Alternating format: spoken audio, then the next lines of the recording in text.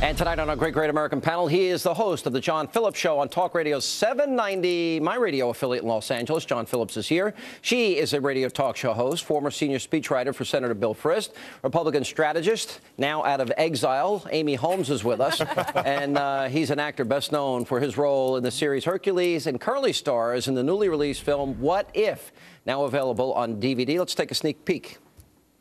Seriously, Carl, why do you want to get married? Because we love each other. Want my opinion? This isn't love. It's hormones. Carl, how much money do you make per month? What? And I'm guessing your after-tax income isn't much more than $3K, am I right? It's something like that. I mean, once you bring your girl into the mix, the monthly nut doubles. I mean, that's not going to kill you, but once she's got a bun in the oven and stops working, are you going to be ready for that? And even if we assume that you get your income up the typical 10% over the next couple of years, that's not going to be nearly enough to protect you from all the money arguments that cause over 50% of divorces. And then you two are going to be back in here saying, Pastor Ben, why didn't you stop us? Why don't you stage some sort of intervention? Actor Kevin Sorbo, I'm a big fan. Glad to see you. Thanks for being with us. Good to be here. You doing okay? By the way, he was wrestling with his daughter, so you. No, my 6-year-old son. Your son. He got the better part of me. Look at that. I look no, you don't look bad. It doesn't looks like a Terminator. It doesn't. Well, we're glad you came. It's good to be here. Glad you're okay. All right, look, you're Hollywood, Charlie Sheen. Mm-hmm. You know, there's a part of me that kind of, like, I guess maybe like everybody else, voyeuristic. You kind of like that he's outspoken and saying it all, and everyone's freaking out about what he's saying. I kind of like that part, but here's the dangerous part. If he's blowing banging 7 gram rocks, that's what I'm beginning to worry about the guy. I don't want to see. I don't want him beginning to worry. Well, all right. With all that has happened, especially in recent months, you know, he seems out of control. Yeah. And reckless. And I don't want him to become a statistic. Neither do I. What is it about? Why is this happen so often in Hollywood? It's weird. It's such a strange reality in Hollywood. I mean, that's why you have the highest divorce rate probably of any profession that's out there. And I was on the show. I guest starred on the show a couple years ago. And he was a classy guy. I got to say that I didn't find any tension on the set. I found everybody relaxed. Everybody's fun. He was great towards me. I've met him a few times in social situations prior to that, through in the 80s and even 90s. And yeah, he likes his nightlife. And I think just people, there's an indestructible thing that people have in the Hollywood, and there's an entitlement thing that goes on as well. Yeah. And it's sad. It's sad to see what's going on with him, because I think he's a very talented man. And a friend of mine who's a real good conservative, I won't mention his name, he's a well-known writer, knew him, worked with him, said he was a real pro, real professional. Yeah. Look, I'll never forget him in Wall Street. I mean, he was phenomenal. Oh, Platoon. He was in Platoon as well. He's a great actor. Yeah. And is it that I've always said fame is unhealthy, because, all right, all human beings have an ego. All human beings have a little selfish side. We have that little demon within us. Everyone's struggling between good and evil. And it's like there's something about fame that seems extraordinarily unhealthy. I think that's right. And actually, Anthony Hopkins said very recently that human beings were just not built to withstand this kind of superstardom. And with Charlie Sheen, I don't know if what we're seeing is narcissism that bleeds into drug addiction. I'm not a shrink. I'll play one on TV for your purposes. But so you're not tired of pretending you're a bitch and rock star. No. But I think here, how do you tell Charlie Sheen you're not the center of the universe, when in fact right now he is? I've exchanged a few emails with him, and as we went on, I found that I tried to get a little more, come on, Charlie, wake up, you're smarter than this. And that's when they stopped, interestingly, and I'm sure there are people around him telling him the same thing. Obviously, I never liked his father's political views. I think his father's a great actor. Obviously his father and brother are trying to wake him up. It's not working. Well, he says that he's off drugs now, Sean, but if you look at the interviews with him, he just looks horrible. He looks awful. He looks bad physically. He sounds bad. He's got the jazz hands, the Jimmy legs. And I think that he might actually be off drugs, but he may have fried his brain. And it's just sad to see that happen. Is it that, or do most people that are on drugs, my friend Bob Beckles, a former addict, he spends all his free time helping people that struggle with addictions. Is it that when you get off drugs, whatever the underlying problems are, that cause you to use them begin to manifest? Is it more? Well, I think you do chemical damage to your brain, too, because he's making up his own language. I mean, it's like Dr. Seuss if Dr. Seuss were on crack. I mean, the words that he's using. Well, I think the last We're all 20-some psychoanalyzing him, and by the way, he'd be laughing at that. But the last 20-some years of him doing these drugs is certainly it's taken its toll on him. I watch the show. I like 2.5 Men. I laugh at it. And you look at this season, he doesn't look healthy to me. This season, there's a change in him. There's a gauntness to him, and there's another question caught up to him. I think. And actually, one of the New York tabloids had the story today about the porn star, I guess, that had the problem with him in New York at the hotel when cowering in the bathroom, naked, right? That one. As you would do. Well, apparently, she's saying, listen, I don't think people in my profession, porn stars, ought to be hanging around kids. Wow. I got to hand it to her. Pretty young girl. Absolutely. And that's the thing here with this situation. And, Bill Maher, he just said, I think it was on the Tonight Show, that, I really love quoting Bill Maher. He's the great philosopher of our time. If he wants to do drugs, if he doesn't hurt anybody, that's his business. But he is hurting people. And he has 4 very young children. He's got 5 kids altogether. He has 5 altogether, adult daughter, but 4 young children. And, I mean, you couldn't help but cringe when you saw the video of him holding his baby and talking about with his goddesses that we're one big family.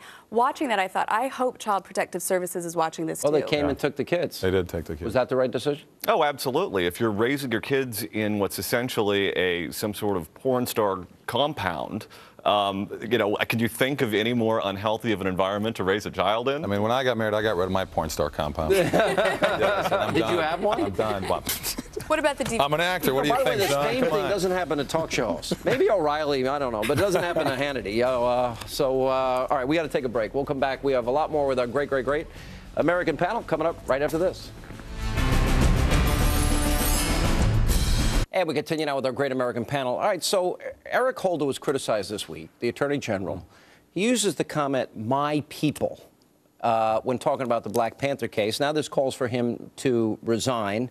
What does that mean, my people? I thought we were all the American people. I thought we were all God's children in that sense. Does that comment offend you at all? Yeah, it does a little bit. I think that the racism issue is perpetuated a lot by the people who scream racism all the time.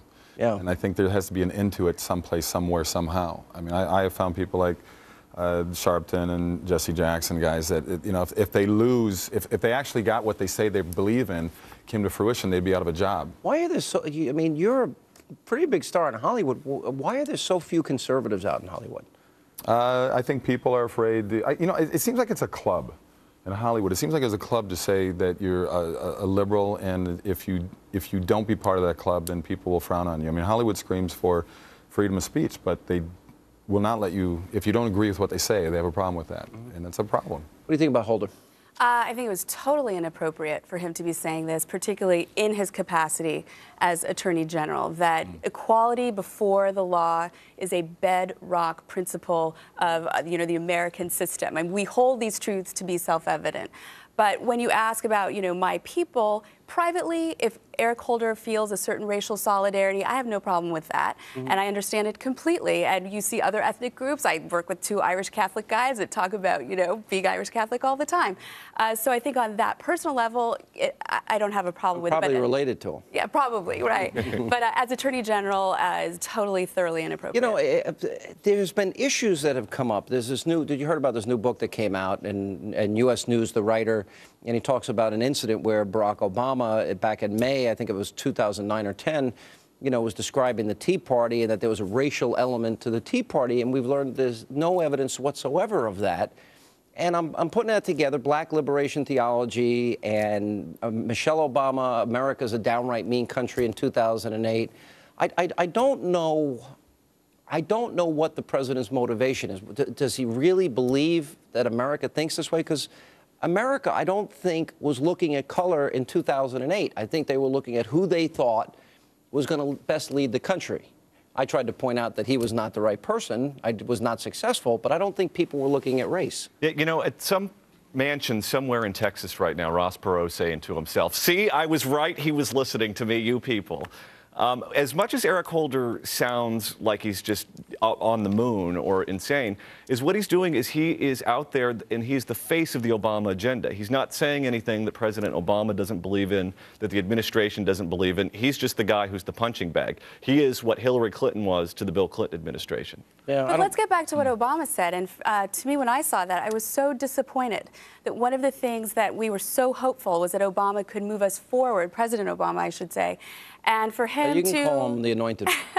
for him to be, casting aspersions on the Tea Party, which, by the way, in exit polling, we found that 40% of voters were sympathetic and believed in the Tea Party's, agenda. But for Barack Obama not to recognize, he won 53% of the vote, which is more than George Bush did, who's white, more than Al Gore did in 2000, who's white, more than Bill Clinton did, who's white. And that says something about the American people and about our character that I was so proud of on Election Day, even if I didn't necessarily agree with the president's policies. Yeah, what do you think? Yeah, well, I've seen a couple different polls that came out after the president was elected, and it was like 95 to 97%, I believe, of the black population voted for him. Mm-hmm. To me, I would call it sort of a racist vote, in a way. If you had that the other way around, well, people would have screamed racism. Don't you think people would have screamed racism on that? 90 to 95% of the black population votes Democratic. They just pull the Democratic lever, so he had a D behind his name as well. I guess you can say it. But I mean, I've worked with a lot of people in Hollywood. Well, let me reverse his point. If, say, 90% of the white population voted for a white candidate, would people then examine is white America racist? That did not happen in 2008. And by the way, I think it's good for race relations. But I just want the best person. What was the percentage of white people that voted for Obama? Probably pretty high. It was a majority. Yeah, very high. Yeah. So, and as I say, it's disappointing that President Obama would not recognize that it's so important to the American people that he move us forward and not, enmesh us in these issues. All right, last question. In that way. I'll ask very quickly. Who would be the best Republican to run against President Obama? Plenty. Chris Christie, but he won't. Chris Christie. All right, forget it. He's not running. Next guess. Oh, okay. I'll decide closer to 2012. That is such a cop-out. Come on, give me somebody. Gosh, well, we haven't even had the primary. We haven't even seen the debates. Best off the top of your head. Strengths and weaknesses. I don't know. There's not a front runner for me yet. Sarah Palin. Sarah Palin. I'd go for Sarah Palin. All right. That's all the time we have left. Guys, thanks for being with us. Hope your eye's better. Me too. Greta's next. We'll see you.